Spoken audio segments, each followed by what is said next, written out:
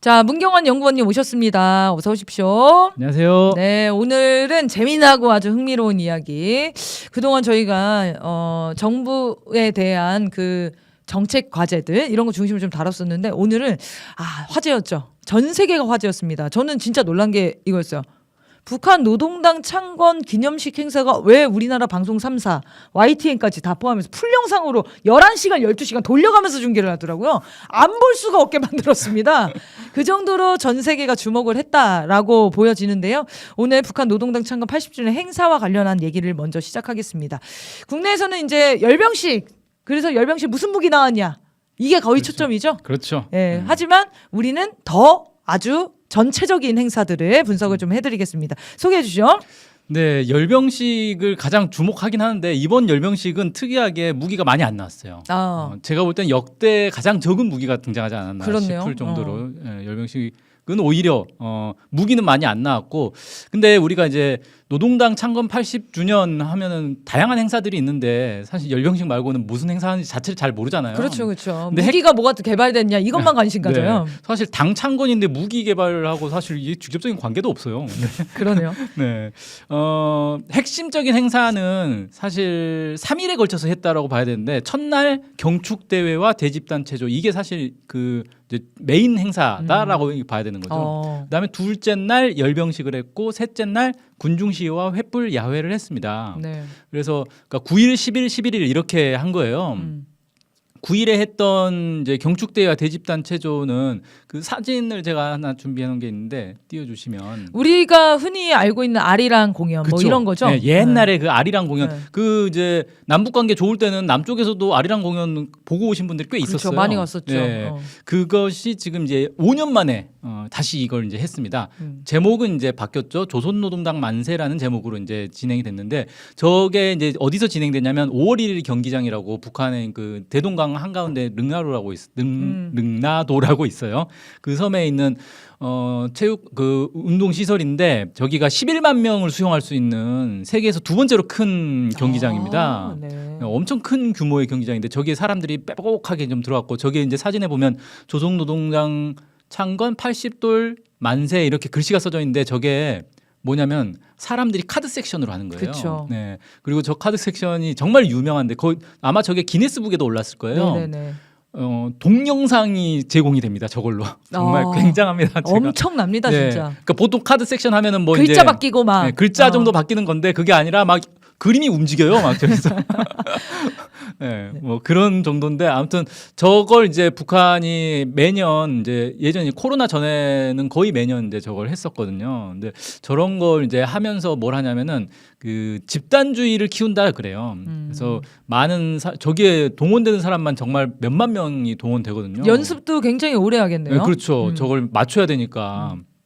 그래서 몇만 명이 저 공연 준비를 하는 거예요. 뭐 다양한, 저 이제 카드 섹션이 워낙 유명하니까 저것만 사람들이 아는데, 사실 저 밑에 운동장에서 공연을 하는 거거든요. 네. 저건 배경대인 거고, 아까 말한 카드 섹션은. 그래서 그 밑에는 정말 다양한 공연들이 진행됩니다. 뭐 그 예술 공연도 있고, 무슨 체육 공연, 뭐 태권도 시범 뭐 이런 것도 있고, 다양한 것들이 거의 끊임없이 이렇게 쭉 진행이 되는데, 보고 오신 분들은 정말 대단하다. 네. 그렇게 얘기를 하시더라고요. 네. 저게 이제 쭉 진행이 됐고요. 그 다음이 이제 열병식이 진행됐습니다. 사진 넘겨주시고, 열병식에서 이번 이제 제가 무기가 거의 등장하지 않았다라고 했는데, 이번에 등장한 무기들은 거의 대부분 신무기들, 그러니까 그동안 공개가 안 됐던 무기들, 혹은 이제 가장 중요하다고 보는 무기들, 이런 거예요. 그래서 저기 이제 보면 옷이 되게 특이하죠. 저게 군복인가? 네. 저게 이제 뭐 길리슈트라고 해가지고, 특수부대 향기가 나는군요. 네, 이제 저격수들이라 그래요. 그래서 총이 길구나. 네, 그래서 이제 숲 속에 딱 숨으면은 진짜 안 보이거든요. 예. 근데 그 이번에 이제 북에서 저격수 부대를 아예 새로 창설을 했어요. 그래서 그 이제 저격수들이고, 그 들고 있는 총도 북에서 직접 개발한 소총입니다. 자체로 이제 새로 개발한 소총을 저렇게 들고 나왔어요. 네. 그 다음이 이제 사진을 보시면 전차인데, 저기 이제 북한은 이제 주력 전차라고 하는데, 사실 이제 외형만 봐가지고는 잘 알 수는 없는데, 외형으로 이제 짐작되는 것들을 쭉 그 전문가들이 분석을 한 걸 보면은 대체로 이제 세계에서 가장 앞선 이제 전차로 꼽히는 그런 이제 뭐 미국이나 러시아나 이런 전차들의 가장 앞선 세대들과 거의 성능이 비슷하다. 이렇게 이제 분석을 하더라고요. 그래서 예전에 북의 이제 전차들하고 보면은 생김새부터가 완전히 다릅니다. 상당히 이 선진적인 기술들을 많이 도입했다. 뭐 이런 평가를 받고 있고요. 그 다음 무기 보시면 이걸 북에서는 고정밀 다연장 전술 유도 무기라고만 불렀는데 저게 무슨 무기인지 전문가들 사이에서 의견이 분분해요. 처음 보는 네. 무기인가 보네요. 네, 처음 보는 무기인데 딱 보면 그냥 뭐 미사일 아니야라고 생각할 수 있는데 미사일이라고 하기엔 너무 작아요. 그렇다고 방사포라고 하기엔 그냥 방사포라고 하면 그만이지. 굳이 이 고정밀 다연장 전술 유도 무기 이런 식으로 이름을 붙인 이유는 뭘까? 그리고 저 차량 앞에 차량 그 이제 중간에 저 원통처럼 생긴 게 저게 이제 전자 장비일 건데 저게 뭐 하는 역할일까? 뭐 이런 다양한 이제 의견들이 있어서 네. 저게 이제 드론 발사 장치일 것이다. 뭐 이런 이제 그 분석들이 주장도 나와요? 있어요. 네. 네. 뭐 근데 알 수가 없습니다. 북에서 발 쏴보기 전에는 안에 뭐가 들었는지 아무도 모르는 다른 상황이에요. 나라에도 비슷한 유형이 없나 보네요. 그러면 저렇게 생긴 거는 거의 없어요. 아, 매우 네. 특이합니다. 그 다음 사진 보시면 이건 이제 그 전에도 이제 공개됐던 600mm 방사포라고 하는데 이제 북뿐만 아니라 아마 전 세계에 있는 방사포 중에서 가장 구경이 큰 방사포일 거예요. 거의 미사일이라고 보시면 됩니다. 저 그러니까요. 정도면. 근데 저게 이제 저게 핵탄두가 들어가는 거거든요. 아. 그래서 방사포인데 핵탄두가 들어가고 사정거리가 우리나라의 아마 저기 이제 계룡대 넘어서까지 날아가는 네. 걸로 그렇게 이제 되어 있어요. 그래서 실제 이제 전쟁이 나면 가장 무서운 무기가 될 것이다 이렇게 보여지는 게 저게 한두 발이 아니라 저 트럭에만 6발이 들었는데 저게 수백 대가 있단 말이에요. 그럼 수천 발의 핵미사일이 날아온다고 보시면 되는 거예요. 이게 어마어마한 건데 사실 이제 제가 볼 때는 저 6발이 다 핵탄두는 아닐 거고 한두 개는 핵탄두고 나머지는 이제 위장 가짜. 그래서 뭐가 진짜 핵탄두인지를 몰라서 요격을 할 수 없게 만드는 그런 그럼 6발이 방식이 동시에 아닐까. 나가는 건가요? 그렇죠. 저게 우두두두두 나가는 거예요. 네. 그러니 이걸 이제 막을 방법이 없는 거죠, 사실은. 네. 그럼 이제 좀 위협적인 무기다라고 할 수 있고요. 그 다음에 저것도 처음 등장했는데 저게 원래는 그 앞에 보시면 되게 좀 특이한 미사일은 미사일인데 앞에 막 날개가 달려 있고 되게 특이하단 말이에요. 네, 뾰족하게. 예, 원래는 그냥 일반 탄두가 달려 있었어요. 근데 그 탄두가 바뀐 거예요. 그래서 극초음속 미사일로 개발을 했습니다. 근데 저게 단거리 미사일이었거든요. 그러니까 세계적으로 단거리 미사일을 극초음속으로 개발한 사례가 없어요. 그래서 완전히 새로운 개념의 어떤 미사일을 만들었고, 그러니까 이 한반도 내에서 사용하는 무기인데 극초음속 무기를 사용하겠다라는 이제 얘기인 거죠. 그래서 세계에 없는 새로운 이제 무기들을 저렇게 만들고 있다라는 겁니다. 그 다음에 저거 이제 약간 멀리서 찍었는데 저게 이제 트럭에 무인기가 막 실려 있는 무인기가 거죠? 6발이 달려 있어가지고 무인기를 이렇게 발사하는 장치 이런 겁니다. 그렇죠. 무인기도 발사해야 된다 그랬죠? 네. 그래서 이제 북이 현대전 우크라이나 전쟁을 통해 가지고 우리가 드론이 정말 이 현대전에서 매우 중요한 역할을 지금 하고 있는데 북한도 드론 개발에 상당한 힘을 쏟고 있구나 이런 것도 좀 확인할 수가 있고요. 네. 그 다음 사진 보시면 이게 이제 그 화제의 화성 20형이라는 네. 새로운 ICBM입니다. 대륙간 탄도 미사일인데 원래 화성 19형이 공개됐을 때 북한에서 최종 완결판이라 그랬거든요. 그래서 다음 이제 더 이상은 개발하지 않을 거라고 생각을 했는데 개발이 된 거예요. 네. 그럼 뭐가 다르냐? 저게 지금 저 통 속에 미사일이 들어있는 거라 통 안을 볼 수가 없잖아요. 네. 뭐가 다른지 모릅니다. 네, 그래서 더 위협적인 거예요. 뭐 어떤 성능을 가진 건지. 구조나 크기 이런 거는 19형이랑 똑같은 상황인가요? 네, 거의 똑같고 저 앞에 그 덮개만 다르다 그래요. 나머지는 다 똑같다고 합니다. 네. 그래서 뭔가 그 이제 사이즈는 비슷한데 뭔가 성능이 개선됐으니까 이름이 바뀌었을 거 아니에요. 네. 근데 그게 뭔지를 이제 전혀 짐작을 할 수가 없어서 상당히 이제 좀 위협적이다 뭐 이렇게 좀 보여지고 지금 이제 그 무기는 아마 이제 다 나왔을 거예요. 다 소개가 됐는데 북한이 그러니까 최근에 김정은 국무위원장이 어디 현지 지도에서 그런 발표를 한 게 있어요. 내년 초에 그 이제 당대회 9차 당대회를 할 건데 여기서 핵 그 재래 무기 병진 노선을 이제 선포하겠다 이렇게 이제 공개를 했었거든요. 그래서 그 동안에는 북한이 이제 핵무기 전략 핵무기를 통해서 전쟁을 억제를 했는데 이제 재래식 무기에서도 세계적인 이제 수준으로 끌어올리겠다라는 얘기인 거거든요. 네. 그래서 사실 저는 이게 딱 뭐가 또 연상이 되냐면 이재명 대통령이 그 미국 유엔 총회 때 미국 가가지고 그런 얘기를 했었잖아요. 우리나라가 세계 5위의 군사력이다. 근데 북한의 핵무기만 없으면 사실 우리가 완전히 이제 군사력으로 압도하는 거다. 이런 식으로 이제 얘기를 했단 말이에요. 네. 근데 이제 그것도 안 통하는 상황이 이제 조만간 될 수도 있다. 뭐 이렇게 좀 보여지겠죠. 네. 자. 네, 그게 이게 이제 열병식이었고요. 그 다음에 군중 시위와 횃불 야외도 이제 사진을 좀 띄워주시죠. 이건 사실 국내 언론에서는 사실 거의 다루질 않습니다. 그래서 뭐 이런 걸 하는지도 잘 모르는데 사실은 군중 시위와 횃불 야외가 참가자들이 훨씬 많아요. 그러니까 열병식은 사실 군인이 중심이 돼서 이제 하는 거잖아요. 사람들이 이제 그 구경하는 거고. 네. 근데 이 군중 시위는 말 그대로 북한의 각계각층 사람들이 다 나와가지고 행진을 하는 거예요. 그래서 저기 보시면 이제 저런 대형 조형물들을 중간중간 세워가지고 수많은 사람들이 저 행진을 합니다. 그리고 그걸 이제 구경한 사람들도 엄청 많고요. 그래서 다음 사진 보시면 저런 식으로 와. 네, 조형물 되게 커요. 와, 저걸 이제 이렇게 어마어마하네요. 네. 지금 배를 띄웠네. 저런 게 끝도 없이 계속 나오거든요. 이야. 근데 그 각계각층이라고 하면 노동자, 농민, 뭐 청년, 학생 정도 나오겠거니를 하고 생각하는데 그게 아니고 진짜 직업군별로 다 나옵니다. 아. 심지어는 뭐 작가들도 나오고 네. 뭐 그래가지고 자기들의 그런 구호들을 들고 나오는 거예요. 더 좋은 작품을 만들자 뭐 이런 걸로 조형을 만들어가지고 막 가져가고 신기하네요. 뭐 법조인들은 뭐 헌법을 수호하자 뭐 이런 걸 가지고 나오고. 신기하네요. 네.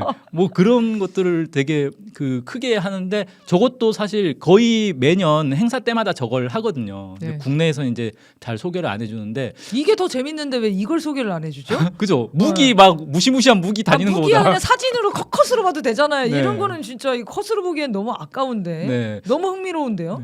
그래서 저런 걸 보면은 이 행사가 우리가 보통 이제 행사라고 하면은 공연자들 있고 관람객들 있고 이렇게 보는데 사실 이제 북한에서는 이런 행사 자체를 주민들 전체가 이렇게 다 같이 참여하는 그런 행사로 이제 만들고 있구나 이런 것들 좀 알 수가 있고 사실 이거보다 더 신기한 게 있습니다. 이 다음 사진 보시면 모두가 다 같이 준비하는 거예요. 와우. 와. 횃불 야회라고 해가지고 이건 청년들이 하는 건데 횃불을 저렇게 진짜 횃불을 들고 다녀요. 근데 저게 얼마나 많은 사람들이 참가하냐면요. 다음 사진 한번 나 보세요. 이 사진만 봐도 엄청나게 많은 사람인데. 그죠? 네, 다음 엄청나게 사진. 많죠. 근데 다음 사진 보시면 야. 저 횃불로 글씨를 이렇게 쓰는 거예요. 이러면 정말 몇 명이 참가했다고 해야 돼요? 한 이거- 10만 명 참가한 거 아닙니까? 예. 이게 뭐 몇천 명으로는 저렇게 글씨가 세세하게 안 나옵니다. 근데 이게 놀라운 겁니다. 저 각을 맞추는 거 있잖아요. 줄이 딱 맞죠. 네. 어. 저게 사실 연습한다고 되진 않거든요. 굉장한 일체감과 일치 단결된 그런 마음이 없으면은 카드 세션 해보시는 분들 다 알거든요. 한 명만 틀려도 진짜 짜증나는 거거든요. 다 맞습니다. 싸움 나는 거예요. 그럼 네. 근데 그 친구를 버려? 그 구멍이 나기 때문에 걔를 설득하고 막 데리고 하지 않습니까? 그렇죠. 아까 그런 과정이 한 10만 명 단위에서 이루어지는 사회네요, 지금. 네. 그리고 저 글씨 하나만 있는 게 아니라 다양한 글씨와 모양과 이런 것들이 움직이는 있어요. 거죠, 계속 그리고 막. 움직여요. 네. 그리고 심지어는 저는 지금도 약간 의문인데 색깔이 바뀝니다. 횃불인데 색깔이 바뀌어요. LED네요. 근데 LED 아까 횃불인가 봤잖아요. 봐. 불이 활활 타오르고 있었잖아요. 거기다가 뭘 쏘니까 이렇게 색깔 바뀌겠죠? 저- 근데 알 수 예, 없는 거고. 저도 지금 해명이 안 되고 있습니다. 약간 색깔이 우리 바뀌어요. 이제 아이돌 우리 콘서트 같은 데 가면은 LED 다 응원봉. 그래서 응원봉. 전자로 딱 자동하거든요. 빨간색 맞습니다. 켜고 그런 기술들이 적용돼 있을 수도 있겠네요. 네, 아주 신기합니다. 그래서 정말 저런 것들을 보면 실제로 보면 영상으로 봐도 놀라운데 실제로 보면 진짜 입이 똑 벌어질 것 같아요. 네. 저런 것들을 근데 북에서는 이제 거의 매년 저런 걸 이제 준비를 해가지고 하는데 저런 걸 통해서 어떤 단결력을 키우고 이런 효과가 있다 그래요. 사실 그런 부분들을 좀 더 해석을 해야 되지 않을까 싶어요. 많은 분들이 저런 장면들 보면은 막 각을 딱 맞추는 장면이 멋있다, 대단하다 이런 느낌이 아니고 우리는 국가보안법이 있기 때문에 아이고 얼마나 고생했을까, 얼마나 때려가지고 학대해서 저걸 맞췄을까, 막 그런 댓글들 달리지 않습니까? 근데 상식적으로 우리가 봐야 되지 않을까 싶어요. 그게 때린다고 되는 게 아니구나. 해본 사람은 알지만 이거 때린다고 되지가 않아요. 아니 저걸 때린다고 된다 그러면 우리나라 왜 아이돌 못해? 그룹도 맨날 때려서 그럼 맞아서 그렇게 춤 잘 추는 거예요? 아니 저희도 하면 되잖아요. 그러면 다 때려가지고. 그래서 참 북한이 저런 것들이 어떻게 가능할까에 대한 궁금증이 들기 시작하거든요. 그러면 정말로 상식적인 접근이 좀 필요하지 않을까. 저는 보면서 되게 흥미로웠는데. 네. 그리고 또 재밌는 게 하나 놓치고 갔는데 열병식 있잖아요. 국내 언론에서 열병식을 소개하면서 그날 이제 10월 10일 밤 10시에 시작을 했거든요. 네. 근데 대부분 언론들이 그날 한 12시쯤 보도를 했어요. 11시 45분에 시작했다. 이런 식으로. 그러니까 1시간 45분이나 틀린 거예요. 네. 왜 틀렸냐면 국방부에서 그렇게 브리핑을 해줬어요. 아. 국방부에서는 열병식이 몇 시에 시작했는지도 파악을 못 하고 있었다는 건데. 근데 보니까 하단에 보니까 녹화 방송입니다 이렇게 뜨는 거 보니까 네. 북한에서 영상 송출을 11시 45분에 했나 보네요. 늦게 했어요. 근데 북한에 관심이 있던 사람들은 10시에 시작한 거 다 알고 있었어요. 아, 공지가 있으니까. 아니요, 그게 아니고 네. 현장에 있던 외국인들이 자기 SNS에 다 올렸어요. 그, 그래서 다 알았어요. 근데 우리 국방부만 몰랐다? 네. 아, 이건 좀 충격적이긴 하네요. 네. 아니 저거 사실 위성에서도 다 보이는 거거든요. 그러네요. 그냥 상식적으로 접근만, 객관적으로 접근만 해도 SNS부터 털 생각을 해야 되는데 공식 발표만 기다리는 우리의 언론 형태네요. 안타깝습니다. 앞으로 북한에 대한 관심들은 굉장히 높아져 갈 것 같은데 저희가 기회가 되는 대로 한번 소개를 해드리겠고요. 창간 단체들이랑 국가에 대한 얘기를 좀 더 해보면 좋겠는데요. 네, 일단 국빈이라고 해야 되나? 이게 사실은 이제 국가 행사는 아니고 당의 행사잖아요. 그래서 당의 손님이거든요. 그래서 국빈이라고 할 수 없고 네. 당의 손님으로 온 나라들이 있는데 이 중에서 이제 핵심적인 게 라오스, 중국, 베트남, 러시아 이 네 나라를 꼽을 수 있어요. 네. 여기서 이제 러시아를 제외한 라오스, 중국, 베트남은 사회주의 국가들이고, 근데 특이하게 라오스는 이 전에 와가지고 정상회담까지 하고 정작 행사 직전에 출국을 했어요. 그리고 나중에 이제 당일에는 축전만 보냈더라고요. 그래서 네. 왜 날짜를 이왕이면은 한 이틀 정도 늦게 오면 행사 다 참가할 수 있는데 왜 그랬는지는 잘 모르겠더라고요. 네. 뭐 사연이 있었겠죠. 그렇게 하고 나머지도 이제 중국과 베트남, 러시아도 다 당에서 대표단을 꾸려가지고 이제 왔습니다. 특히 이제 러시아 같은 경우는 메드베데프가 이제 여당 대표인데. 여당뿐만 아니라 야당도 세 개 정당이 같이 왔더라고요. 그래서 야당들도 다 같이 이제 북한하고 뭔가 이렇게 교류를 하고 싶어가지고 이런 이제 것들을 협의를 했고, 그 다음에 잘 안 알려졌는데 러시아와 중국 예술단이 와가지고 평양에서 공연을 했어요. 근데 그런 일들도 있었고요. 그 다음에 지금 대표단을 파견한 나라는 이 밖에도 니카라과, 멕시코, 적도기니, 베네수엘라, 브라질, 이란 이런 나라들에서 보냈고, 그다음에 국제적으로 좀 북한과 우호적인 관계를 가진 단체들이 좀 있습니다. 뭐 주체사상연구회라든지. 이거 너무 신기하더라고요. 네. 주체사상 연구 조직 대표단 성원들이 왔댔는데 네. 다른 나라의 주체사상 연구 조직들이 있다는 거죠? 네, 상당히 많은 나라들이 있습니다. 사실상 우리나라 빼고 웬만한 나라들 다 있었던 것 같은데. 네, 어차피 사상의 자유가 있는 공간에서 여러 가지 사상들을 연구할 수 있으니까요. 그렇죠. 네. 그리고 또 뭐 그 밖에도 이제 북한과 우호적으로 지내는 몇몇 단체들이 있어요. 그런 단체들에서도 이렇게 꾸려가지고 왔더라고요. 알겠습니다. 자, 북한을 제대로 아는 것은 중요하지만 너무 과하게 미화하는 것은 괜한 오해를 불러올 수 있습니다. 저희가 어디에 미화가 있었을까요? 객관적인 사실을 전달하고 있는데요. 이게 진짜 국가보안법이라는 게 너무 무서운 거예요. 예를 들면 주체사상 연구조직 대표단 성원. 우리나라 사람들이 너무 어색한 말 아닙니까? 어디에서 주체사상 연구 모임이 있다고? 다 잡혀가는 줄 알죠. 그쵸. 근데 다른 나라 사람들이 보기에는 왜 한국에 없어? 라고 아마 물어볼걸요? 근데 우리한테는 와, 이런 건 너무 신기하고, 와, 저런 게 있구나. 우리가 진짜 분단의 역사가 만들어 놓은 기형적인 사고인 것 같아요. 있는 그대로 보지도 못하게 하는 그런 사고가 아닌가 싶습니다. 자, 여기까지 창건 80돌 기념 행사들에 대해서 좀 짚어봤고요. 이재명 정부 아래에서 지금 진행되고 있는 국정감사 얘기를 좀 해야겠습니다. 저희가 주로 법사위 중심으로 다루거든요. 다른 상임위는 진짜 볼 틈이 없습니다. 법사위만 하루 종일 보다 보면 하루가 끝나요. 그래서 외교부 통일부 감사와 관련돼서는 우리 문경환 연구원님이 준비를 해오셨습니다. 어떤 내용들이 좀 있었을까요?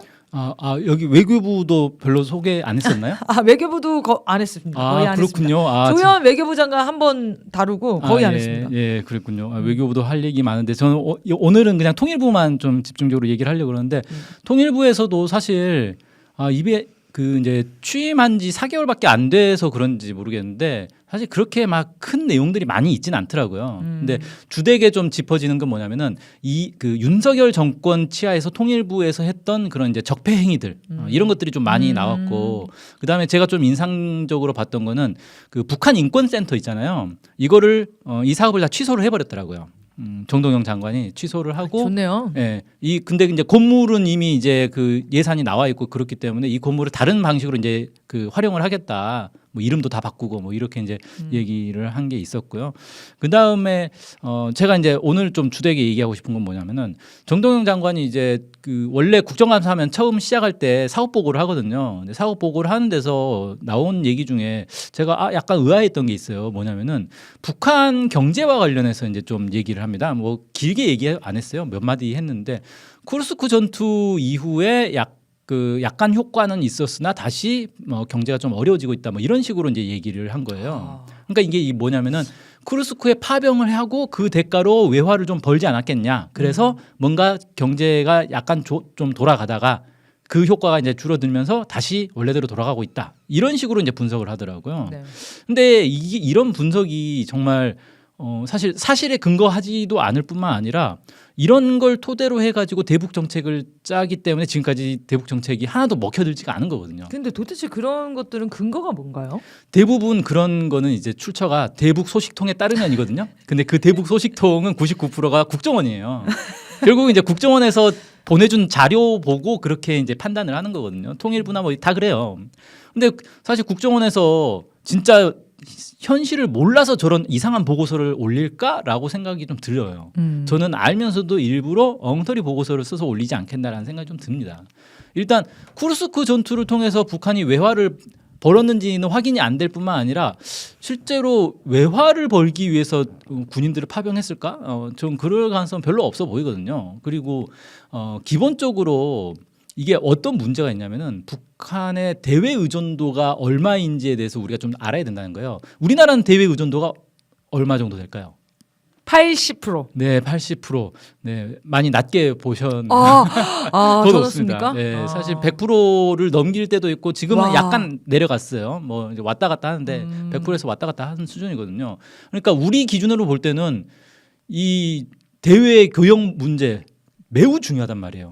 한국 경제에 사실 결정적인 영향을 주는 거거든요. 근데 북한은 대외 의존도가 거의 10% 이내일 걸로 좀 추정이 돼요. 왜냐하면 대외 의존도를 높이고 싶어도 대북 제재 때문에 높일 수가 없어요. 오랫동안 봉쇄를 당해 네. 왔으니까요. 그리고 그 전부터도 원래부터 북한은 이 자립 경제를 되게 강조를 해왔기 때문에 대외 의존도를 높이지 않기 위해서 관리를 해왔습니다. 그래서 대외 의존도가 높지 않기 때문에 뭐 예를 들어서 어느 나라랑 무역이 갑자기 잘 된다, 혹은 어느 나라랑 무역이 갑자기 안 된다라고 하는 게 북한 경제 전체에는 큰 타격이 안 되는 거예요. 네. 그러니까 쿠르스크에서 외화가 들어왔는지 안 왔는지 모르겠는데 외화가 들어왔다고 한들 혹은 그게 끊겼다고 한들 북한 전체 경제에 큰 영향을 주지 않는다는 거죠. 의존도 자체가 낮기 때문에. 네, 그렇죠. 근데 그걸 가지고 마치 중국이 뭐를 끊었대. 그럼 북한 경제 이제 망하겠네. 러시아가 뭘 끊었대. 그럼 이제 북한 경제 망하겠네. 이거 지금 수십 년째 이거 반복하고 있거든요. 근데 안 망해요. 네, 완전 엉터리 분석인 거예요. 네. 이게. 그리고 사실 이제 현실을 봐야 되는데 아까도 이제 저희가 사진들을 쭉 보면서 우리가 알고 있는 북한의 모습 상상했던 거랑 좀 다르잖아요. 왜 이렇게 화려하지? 뭐 조명이 막 반짝반짝하고 그러잖아요. 네. 근데 실제로 이제 저건 행사니까 그러겠지라고 생각할 수 있는데 행사가 아니라 일반적인 시가지나 이런 사진들 최근에 보면은 되게 뭐 어디 선진국의 번화가를 보는 듯한 그런 이제 모습들이 막 나온단 말이에요. 이게 이제 사실 한 나라의 경제가 어느 정도인지 어느 정도 수준인지를 파악하는 데서 GDP로 보는 게 가장 쉬운데 북한 같은 경우는 이제 사회주의다 보니까 GDP가 우리랑 계산하는 게 달라요. 그리고 GDP를 공개를 또 안 해요. 그래서 알 수가 없어요. 그럼 뭘로 볼 수 있을까? 외적으로 드러나는 가장 이제 대표적인 게 건설이란 말이에요. 네. 건설 영역에서 어떻게 지금 도시가 어떻게 건설되고 있고 시골은 어떻게 되고 있고 뭐 도로는 얼마나 놔 있고 이런 것들을 보면 아 대충 저 나라 경제는 어느 정도 수준이구나 알 수 있어요. 근데 최근에 이제 북한의 평양뿐만 아니라 뭐 어디 이제 강원도라든지 저쪽 한경도라든지 이런 데 나오는 사진들을 쭉 보면은 이게 북한이 옛날처럼 막 경제적으로 궁핍하고 뭐 이런 상황이 전혀 아니구나라는 걸 금방 알 수가 있어요. 그냥 검색만 해도 나와요. 네, 인터넷에 다 나와요. 네. 외국인들은 지금 북한에 들어가고 있죠. 그렇죠. 네, 여행도 다니고 있고. 이번에 이제 그 10월 10일 그 행사 때문에 또 많은 외국인들이 초대를 받아가지고 갔거든요. 제가 아는 분도 이번에 갔어요. 그래서 네. 사진 올린 것들을 쭉 봤는데 이분이 그런 글을 올렸더라고요. SNS에 이제 글을 막 올릴 거 아니에요. 북한의 이제 차들 보면은 번호판이 색깔이 파란색이 있고 노란색이 있어요. 그 노란색은 개인 소유 자동차라고 하더라고요. 그러니까 북한에도 개인 소유, 그러니까 자가용을 모는 사람들이 있다는 거예요. 옛날에는 어떤 사람들이었냐면 제1동포인데 그 귀국한 사람들. 네. 그러니까 옛날에 이제 막 그 70년대 이럴 때 제1동포들이 많이 북한으로 넘어갔잖아요. 네. 근데 이 사람들이 일본에 있던 자기 재산을 가지고 가거든요. 네. 근데 그거를 여긴 사회주의야 그러면서 재산을 몰수하고 그러지 않았어요. 그 재산을 그대로 보존을 해줘서 그 제1동포 출신들은 북한에서도 개인 주택을 소유하고 있었다고 하더라고요. 그런 걸 다 보장을 해준 거예요. 자기 개인 자가용도 몰 수가 있고. 그런데 실제 평양에 가보면 노란 번호판을 진짜 거의 볼 수가 없었대요. 가끔 이렇게 발견하는 수준이었는데 이번에 가서 보니까 거리에 수백 대의 노란 번호판들이 돌아다니고 있었다는 거예요. 그래서 개인 자가용을 모는 사람들이 그렇게 많이 늘어난 건데 이게 만약에 진짜 북한이 기름이 없어가지고 차가 다닐 수 없는 수준이면 그 누가 자가용 사겠어요? 기름도 없는데. 네. 그게 우리가 알고 있는 현실과 전혀 다른 지금 경제 상황이 아닌가 이런 것들을 좀 우리가 봐야 되지 않겠나. 참 직접 보고 온 사람들의 이야기를 더 많이 들으면 좋을 텐데 통일부에는 그런 정보 라인은 없나요? 직접 본 사람들을 만나는? 네. 옛날에 그 지금부터 한 10년쯤 됐나 그 재미동포 신은미 씨라고 있었잖아요. 그분이 이제 북한에 자주 여행을 가가지고 책을 써가지고 그 통일부에서 추천 도서로까지 지정을 했다가 그거 막 취소하고 난리가 났었잖아요. 그때가 그렇죠. 이명박 때였나요? 추방당하셨잖아요. 네, 추방당했었죠. 네. 뭐 그런 시기니 네. 현실을 볼 수가 없는 거죠. 새 정부가 들어왔었으니까 그런 것들에 대한 통제가 좀 해제가 되면은 북한을 더 객관적으로 볼 수 있는 기회들이 많아지겠네요. 자, 그러면 마지막으로 오랜만에 우크라이나 전쟁 소식을 좀 살펴보려고 하는데 여기 미러가 막 만나면서 정상회담도 하고 하면서 전쟁을 끝나나 싶었습니다. 그런데 지금 분위기는 다시 또 위험해 보이는데요. 네. 지금 뭐 무기 사고 그리고 유럽들 만나고 젤렌스키 난리치고 하니까 미국이 입장을 선회했나 봐요. 그게 사실 좀 애매해졌는데 알래스카에서 미러 정상회담 할 때까지만 해도 이제 곧 정리되겠네라고 했는데 사실 이제 젤렌스키도 그렇고 유럽 나라들도 미국의 설득을 받아들이지 않았어요. 우린 계속 전쟁할 거야 이렇게 고집을 피워버린 거예요. 그래서 트럼프한테 막 달려갔잖아요. 네. 근데 이제 트럼프 입장에서도 뭐 너네가 계속 전쟁하겠다는데 뭐 내가 어떻게? 나는 뭐 무기나 팔아서 돈이나 벌지 뭐 이렇게 돼버린 거예요. 그래서 좀 애매해져 버렸는데 최근에 다시 미러 정상회담을 잡았어요. 헝가리에서 하기로 했습니다. 네. 헝가리 부다페스트에서 하기로 이제 했고 그 전에 젤렌스키 만나겠다라고 했는데 젤렌스키가 지금 이게 되게 웃기게 된 게 젤렌스키가 지금 미국한테 토마호크 순항 미사일을 달라고 계속 요청을 하고 있거든요. 네. 그래서 오늘 미국에 그 날아가서 도착을 했어요. 네. 토마호크 얻으려고 도착을 했는데 도착하는 그 직전에 발표가 된 거예요. 미러 정상회담 한다. 그리고 트럼프는 토마호크는 우리도 필요하기 때문에 못 준다. 뒤통수 때린 거죠? 네.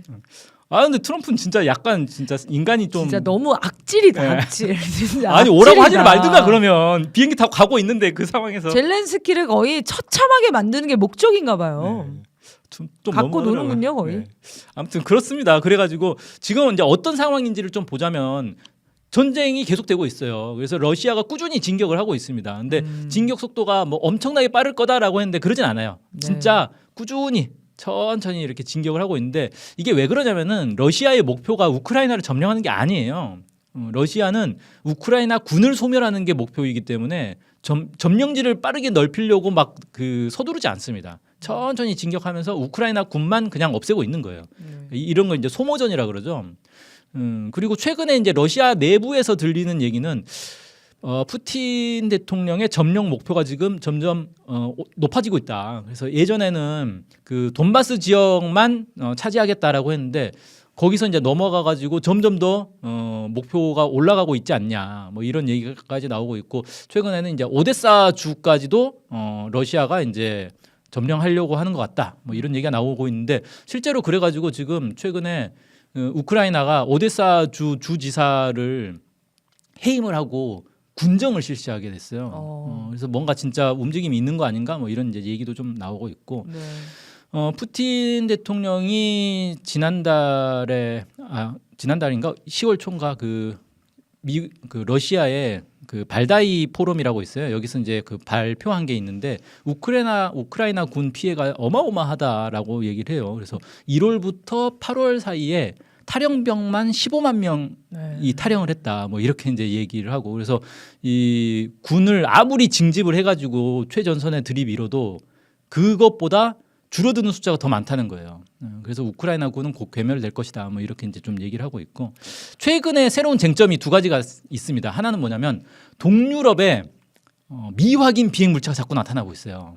이게 뭐냐면 러시아 드론이다라고 유럽에서는 주장을 하고 있습니다. 아 유럽 쪽에. 네, 그래서 지금 러시아가 유럽 각국에 드론들을 지금 보내고 있다. 그래서 이거 지금 전쟁하자는 거 아니냐, 막 이렇게 주장을 하고 있는데 러시아에서는 아닌데 가짜 뉴스일 가능성이 더 높은 거 아니에요? 네, 러시아가 지금 굳이 유럽을 자극해서 전쟁을 확대할 이유가 전혀 없거든요. 그래서 푸틴도 아니 조금만 생각을 좀 해봐라. 이게 말이 되는 소리냐. 그렇죠. 그래서 이거를 오히려 좀만 상식을 갖고 생각하면 이거 젤렌스키가 지금 장난치고 있는 거 아닌가. 그래서 러시아 드론 격추된 러시아 드론을 개조해가지고 유럽 다른 나라에 보내서 마치 러시아가 전쟁을 거는 것처럼 유럽 건드리는 것처럼 만들어 놔야 유럽에서도 우크라이나한테 돈을 주던 무기를 보내던 그런 명분이 그렇죠. 생기니까. 그렇죠. 그런 장난을 지금 하고 있는 거 아니냐. 그래서 이게 최근에 좀 약간 쟁점이 됐고 또 하나는 아까 말씀드렸던 토마호크 공급. 그래서 이 젤렌스키는 토마호크만 주면 다시 전황을 바꿀 수 있다. 그래서 제발 토마호크를 달라. 그래서 토마호크를 받으면 토마호크가 사거리가 상당히 길어요. 그래서 러시아 이제 내륙까지 쭉 가가지고 막 에너지 시설도 타격하고 할 거다. 막 이렇게 이제 얘기를 하고 있는데 그래서 트럼프가 줄 것처럼 얘기를 했어요 그 동안에. 그래서 마치 이제 토마호크만 주면은 다시 전황을 바꿀 수 있는 것처럼 막 얘기를 하다가 최근에 갑자기 푸틴 대통령하고 통화를 하더니. 토마호크는 우리도 필요해서 못 주겠네라고 하고 러시아랑 정상회담 다시 해보겠다 뭐 이렇게 이제 나오면서 또 양상이 좀 바뀌고 있습니다. 젤렌스키를 정리하면 되는 거 아닌가요? 미국 그러니까 어떤 그렇죠. 물리적인 방법 뭐 또 여러 가지 방법들이 있을 텐데. 쿠데타 얘기도 사실 계속 나오고는 있었어요. 그러니까 미국이 이거를 왜 손을 못 쓰고 있죠? 제가 볼 때는 사실 미국이 맘만 먹으면 금방 해결할 수 있는 게 무기 지원을 끊는 순간 우크라이나는 그냥 무너지는 거예요. 그렇죠. 몰락이죠. 유럽이 아무리 무기 지원해도 결국 미국이 해주는 거 따라갈 수가 없거든요. 그래서 미국이 무기 지원만 끊어버리면 되는데 이걸 안 하더라고요. 근데 이걸 왜 안 할까 생각해 보면 결국 돈 문제가 아니겠는가. 뭐 이렇게 좀 생각이 돼요. 젤렌스키 우크라이나 전쟁에서 얻는 게 있나 보네요, 미국이. 그리고 지금 사실 젤렌스키를 예를 들어서 실각을 시킨다고 쳐봅시다. 그러면 그 다음에 등장할 정치 세력은 결국 친러 세력일 수밖에 없거든요. 그것도 준비가 잘 안 된 것 그렇죠. 같고. 대체할 수 있는 세력이 정말 이러지도 저러지도 못하는 상황이네요. 자, 흥미롭습니다.